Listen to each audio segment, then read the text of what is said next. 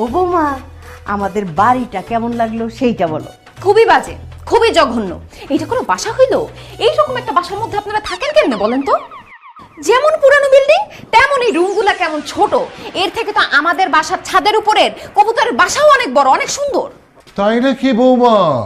ও সবু, তোর এই বাসায় থাকার দরকার নাই, তোর শ্বশুর বাড়িতে গিয়ে কবুতরের বাসায় থাক, কি বলো?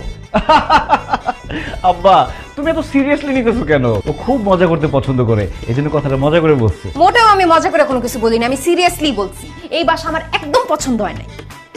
কি রকম একটা ভাঙাচোরা ফ্যান লাগানো। এই, তোমাদের বাসায় এসি নাই কেন? আমি তো এসি ছাড়া ঘুমাইতে পারবো না, অলরেডি ঘামতেছি।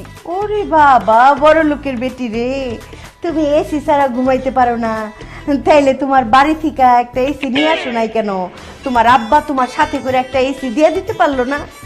কই, এই বিয়া শাদিতে তোমার আব্বা তো একটা সুতাও দিল না, সব খরচ তো আমার ছেলেই করলো। কেন আমার বাবার কোনো কিছু দিতে হবে কেন? সে আমাকে পড়ালেখা শেখায় বড় করছে না? তাছাড়া